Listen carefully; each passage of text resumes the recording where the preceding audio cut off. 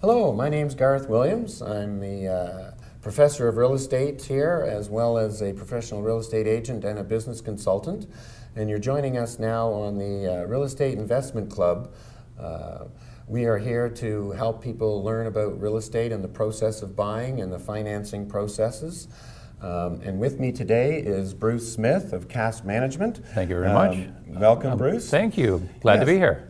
Thank you very much for joining us. Tell us a little bit about your background and how you got here, real briefly. Well, I'm a real estate investor as well, Garth, but people ask me what I do for a living. I say essentially I give people money.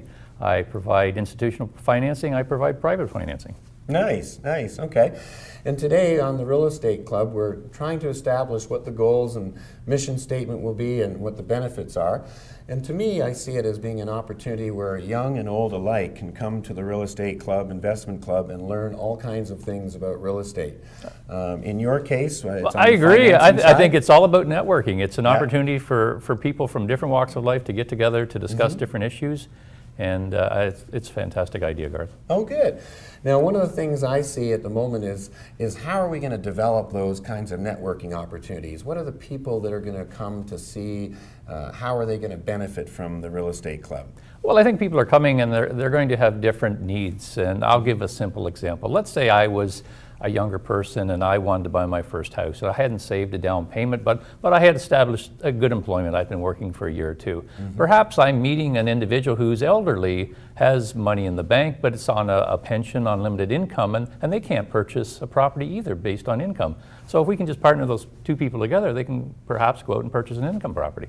That's great. So we're really looking at outside the box thinking of financial opportunities to create opportunities for young and old alike in order to get into real estate, or more importantly, investment in real estate. One of the things I find so exciting about that opportunity, as you just mentioned, it sounds like some of those folks that are in the senior part of their world that may not have the income but have the assets and the equity or the cash in the bank may be able to party up with younger folks. And a typical example might be a parent with a student going a college, university in another city.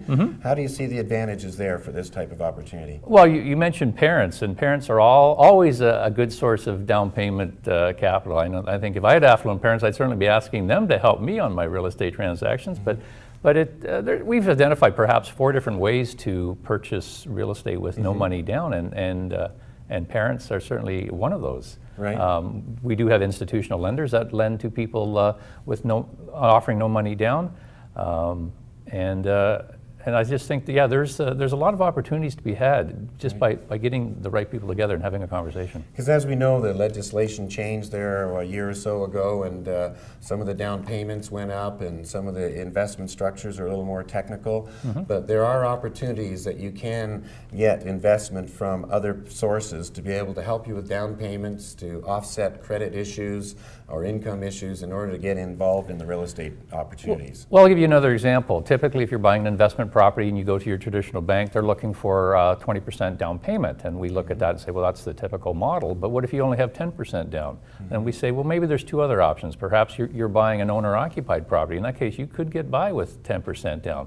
Perhaps you have 10% down and you come to me for a 10% investment. So those are just a couple of other examples where that typical 20% down model doesn't have to be the case. So there are creative solutions out there if you know where to look. I like the creative thinking. So as well, these are some things that are called the vendor take-back, the rent-to-own concept, and we know there's 3 or 4 different versions under that aspect. So there's going to be great opportunities for everybody to come out and see us online and in our meetings when we have them in order to learn more about real estate investment and the opportunities. And just to sort of run over a few of the ideas, you get the rent-to-owns, we got the senior investors. What other ideas you can see that will be coming down the road? Well, I'm excited. I think we're going to invent them as we go through this process, but I can just say that I'm excited. There's tremendous opportunities for people to get together to network and learn and share information, and I think that's what this is about, Garth, and I'm really looking forward to participating moving forward. Super, me too. Come on out, folks, or see us online. We'll get opportunities to meet investors, to meet real estate agents, to lawyers, home inspectors, hopefully find opportunities of investment that may or may not be listed. all kinds of different chances to mix and mingle with the right people, ask the easy questions, and also we'll take it up the notch to several more higher levels of investment opportunities in the series to come. So we look forward to having you all join us on the Intelligence for Real Estate Investment Real Estate Club. And we look forward to talking to you again the next time. And now you'll know the rest of the story.